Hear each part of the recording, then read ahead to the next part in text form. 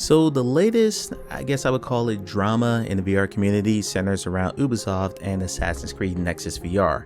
There's a lot of doomspeak going around after the CEO of Ubisoft said that he was disappointed in the sales. We're going to break all this stuff down because it's important to realize that these numbers and sales, especially when it comes to these bigger developers, don't really exist in the vacuum. And what would be considered a flop to one company might be considered a success to another company. So the story goes that on a conference call going over the Q3 earnings for fiscal year 2024, the CEO of Ubisoft, Yves Guillemot, I hope I said that right, said we've been a bit disappointed by what we were able to achieve on VR with Assassin's Creed Nexus. It did okay and it continues to sell, but we thought it would sell more, so we are not increasing our investment in VR at the moment because it needs to take off. We have been very impressed with what Apple came up with and we think it's fantastic hardware, but we continue to look at this VR business as something we have to look at but not invest too much in until it grows enough. My reaction to that? Duh.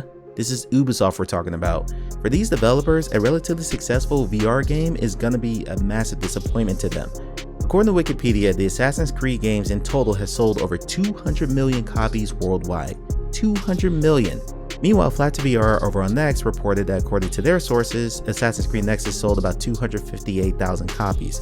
If you do the math on that against 200 million, that's less than 1% of the total sales of the franchise. 258,000 is nothing to sneeze at as far as a VR game goes. I work for a VR developer and my boss will be doing backflips if any of our games sold over 200,000 copies. But to a company like Ubisoft, that's a drop in the bucket and basically considered a disappointment considering the millions of dollars it takes to make a game like that. This is the same company that recently released Prince of Persia: The Lost Crown, a game that sold roughly around 300,000 copies, and the entire gaming industry is calling that a disappointment for Ubisoft, and that game outsold Assassin's Creed Nexus if we believe all these numbers. So yes, relatively speaking, it makes perfect sense that Ubisoft looked at the VR numbers and went, okay, well that didn't do so well. We probably want to pull back our investment a bit. Now there are people saying that maybe the Splinter Cell would have sold better or a Far Cry game would have sold better, but I think we're looking at the same relative numbers because the VR market has not grown and matured enough to be able to sell games in the millions of copies regularly.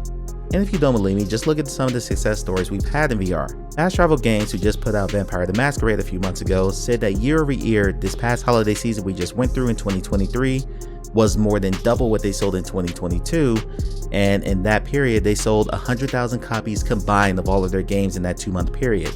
Assassin's Creed Nexus came out in that same window, and reportedly Flat2VR said that between November and December it sold about 150,000 copies, and again, that's considered a disappointment. Meanwhile, the CEO of Fast Travel, Oscar Berman, was calling that holiday period that I just talked about a success. All this stuff is relative.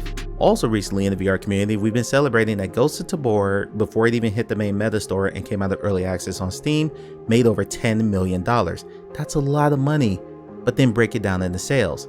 Before it went to the main store, that game cost $20 and there were all these microtransactions and extra packs and bundles built into the game. If we took just the base sales of that, let's just say that no one bought a single microtransaction, which we know for a fact is not the case, but just take the base of the game and divide $20 into 10 million, you're looking at 500,000 copies. Now you immediately take that number down because people were buying all those microtransactions and starter bundles and all the add-on packs, so selling 500,000 units probably didn't happen, most likely did not happen. There is only one VR studio that we know of that has sold over 1 million copies of 2 different games. That's Alchemy Labs with Job Simulator and Vacation Simulator. 2 years ago, we were celebrating that Among Us VR has sold over 1 million copies for Shell Games. These are big, huge wins for VR, but if you look at the greater gaming landscape, it's a drop in the bucket to these companies that are used to selling millions and millions of units. Again, Assassin's Creed has sold over 200 million units. So one of the responses was that they made a mistake making it a Quest only title and it should have been on all platforms to begin with. This is kind of ridiculous because Quest is the biggest platform for VR right now, but for the sake of argument, let's just dive into how some of these other games are doing on other platforms. Gamertag VR recently posted on X that out of all the players who have played the Resident Evil 4 remake on PlayStation 5, 0.9% of the players have played the VR mode. That's 48,731 players, and that was a free upgrade for your headset. You didn't even have to pay for it. Sony released the top downloaded games for 2023 for PSVR 2 in all the 3 major markets, North America, Europe, and Japan.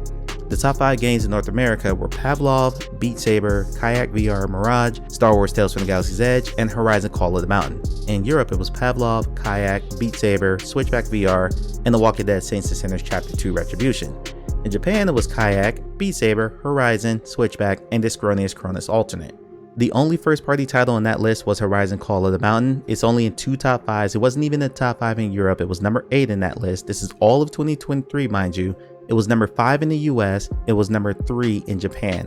What is my point? These big IPs aren't moving the needle in VR as much as we would like to believe. Part of that is because we're not getting as many. If you're only getting 1 to like 3 or 4 across the entire VR landscape and all multiple different platforms, that's not enough to get people to buy into the ecosystem. Most people aren't investing hundreds or in some cases thousands of dollars to buy one game, as much as we the enthusiast crowd would like to say otherwise. Anyone expecting Ubisoft or any other big developer to routinely pour tens if not hundreds of millions of dollars into made for VR games and expecting that to happen over and over again because they're going to be super profitable, you're playing yourself. We saw that happen on PC VR, and frankly that's why the standalone market exists. So as usual, this whole thing has just been overblown. Everybody needs to calm down. VR is not dead. It's doing just fine. It's just not growing at the rate that a lot of us would love to see. And it's not growing at the rate where the big studios are really going to hop in and bring their big budgeted titles and their big IP to VR. Let me know down in the comments if you agree with me or not. I'd love to continue this discussion. You might say I'm full of crap. That's fine. Just let me know down below. Also, click the video on the screen right now. It's the latest episode of my monthly podcast, the XR Remix Podcast. This one is all about Apple Vision Pro because one of our co-hosts actually bought one. And as always, thank you for watching.